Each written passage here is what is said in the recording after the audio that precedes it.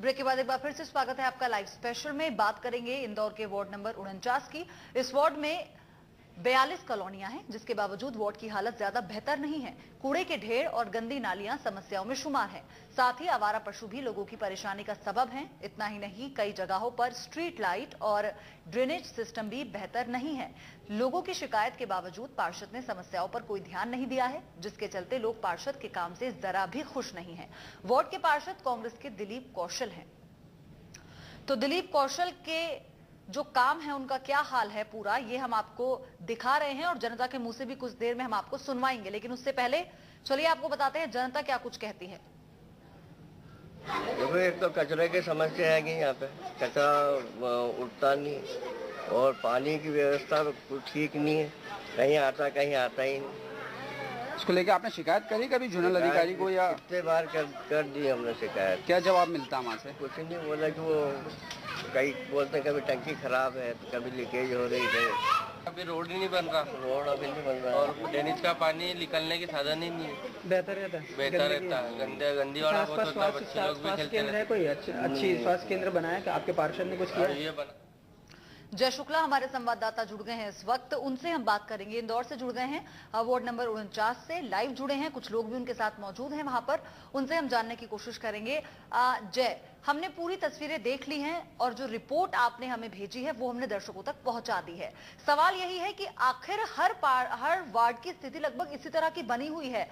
कितनी राशि भेजी जाती है सांसद द्वारा, विधायक द्वारा पार्षदों को, उसका क्या होता है? अगर थोड़ी भी समस्या, अगर एक भी समस्या तो हल नहीं दिखती यहाँ पर।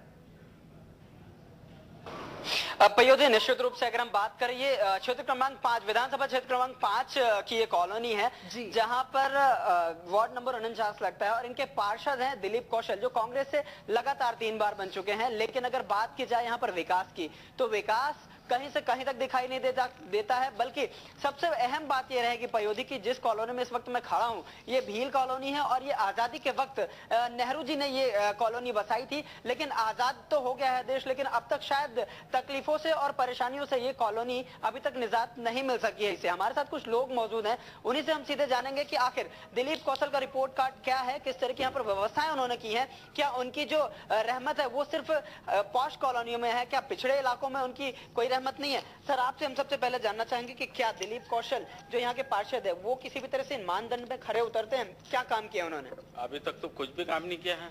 ये आप खुद देख रहे हो, ये बालवाड़ी प्राइमरी स्कूल है, यहाँ गंदगी का ढेर है और 20 साल से बोरिंग है, फुटी हुई है। और ये मोहन भी अकेले देखते हैं, बिगड़ती है तो उनके पैसे सुधार के जनता को पानी पिलाते हैं। ये पार्षद खाली नाम का पार्षद है। साल में जीत के बाद कितनी बार आए? जीत के बाद 2, 4, 10 बार से आया बस, और किसी बार नहीं। और यहाँ सीपर भी नहीं आते हैं। और मलेरिया वाले तो 20 साल से मैं देखी नहीं, कोई मलेरिया वाला दवाई छिटक नहीं आया। अगर बात करें मुख्य समस्याओं की, इस क्षेत्र की कौन सी है? मुख्य समस्या रोड नहीं है, गली गली में झाड़ू नहीं लगती है, और रोड है तो झाड़ू नहीं लगती है। जिनसे बातचीत है उनके घर के सामने झाड़ू निकल जाती है और चले जाते सीपर लोग। हमारे साथ कुछ महिलाएं यहाँ पर मौजूद हैं। हम आपसे जानना चाहेंगे मैम कि यहाँ पर आपको क्षेत्र में प्रमुख समस्या क्या? आप महिला हैं और सुरक्षा किस तरह की, यहाँ की सुरक्षा आपको लगता है कि आप सेफ हैं? आप नहीं, सेफ नहीं है यहाँ पर। मतलब सड़क है जो ठीक से नहीं है, जो अभी कितने दिन हो गए ऐसे ही रोड आगे, हमारे घर के आगे ऐसे ही पड़ा हुआ है। काम करने वाले भी जैसे आते हैं तो करके चले जाते हैं, करते ही नहीं है हमारे आगे सफाई वफाई। यहाँ पर गंदगी और गंदगी बहुत है, गंदगी तो बहुत है जी। यहाँ पर कुछ लोग और मौजूद है। दादा, आपसे जानना चाहूंगा मैं कि इस क्षेत्र में आप काफी दिनों से रह रहे हैं, क्या प्रमुख समस्या क्या लगती है आपको यहाँ? समस्या एक तो कचरे की है।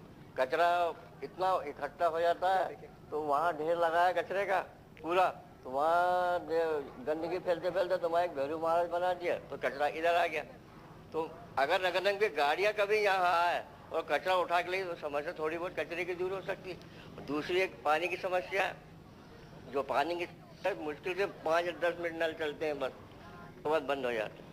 यहाँ पर पानी की समस्या है पयोधी, अगर बात करें यहाँ पर पानी की समस्या है, कचरा प्रबंधन की समस्या है। यहाँ पर पार्षद किसी भी तरह की यहाँ पर एक्टिव नहीं है अगर बात की जाए। सर, आपसे जानना चाहूंगा, यहाँ पर लगातार 3 बार से जनता उन्हें चुन रही है, लेकिन क्या आपको लगता है कि इस बार उन्हें मौका दिया जाएगा आपकी तरफ? तो अनपॉसिबल चीज है, उनको तो मौका तो क्या है, कानून कौन कौन से हाथ पिना देंगे हम। अब तो मुश्किल है उसका जीतना। और किन किन क्षेत्रों में समस्या है? आप इस वार्ड की बात करें, 49 वार्ड की, और क्या समस्या में? उनके सारे वार्ड में समस्या देख लो आप जाके। युवा साथी हमारे साथ मौजूद है। सर, आपसे जानना चाहूंगा कि यहाँ पर किस तरह की दिक्कतें हैं आपके वार्ड में? क्या आप आपके पार्षद से खुश हैं जो काम कर रहे हैं? नहीं, पार्षद से तो खुश है हम। पार्षद तो काम कर देते हैं, लेकिन बाकी दूसरा कोई काम कर नहीं देते आज तक किसी तो ने। आपको इस क्षेत्र में और क्या समस्या है, क्या सुधार चाहते हैं? हमारे को खेल के लिए ग्राउंड नहीं मिल पाता और पीटीएस वालों को कब्जा सबसे ज्यादा बार बार बढ़ते जा रहा है। पूरी बाउंड्री लाइन खींच दी है हमारे में। आवारा पशुओं की समस्या है आपके क्षेत्र में? आएगी, हमारा पशुओं की भी है। यहाँ पर आवारा पशुओं के की भी यहाँ पर समस्या है। दादा, आपसे जानना चाहूंगा, आप यहाँ आइए और बताएं इंडिया न्यूज के दर्शकों को कि आपके इस वार्ड में क्या जो पार्षद आपने चुना है सही चुना है, आपको लगता है? नहीं, सही तो मेरे हिसाब से तो इतना सही नहीं है। वो थोड़ा बहुत काम किया है उसने, सब काम अधूरा पड़ा है यहाँ से वहाँ तक पूरा टोटल। और यहाँ एक सार्वजनिक शौचालय भी नहीं जो वास्तव में होना चाहिए, वो है ही नहीं। अगर पयोधी, यहाँ पर मैं सबसे पहले दिखाना चाहूंगा आपको कि ये क्षेत्र है, यहाँ पर समस्याओं की एक फहरिस्त है वो दिखाना चाहूंगा। यहाँ पर एक स्कूल है, ये प्राइमरी स्कूल है जिसकी हालत कितनी खस्ता हो रही है वो दिखाना चाहूंगा। यहाँ पर पानी की व्यवस्था क्या माकूल है? यहाँ पर देखें आप, एक टंकी बनी हुई है जो लीक कर रही है, शायद वहाँ की लीकेज यहाँ की पब्लिक सुधारती है।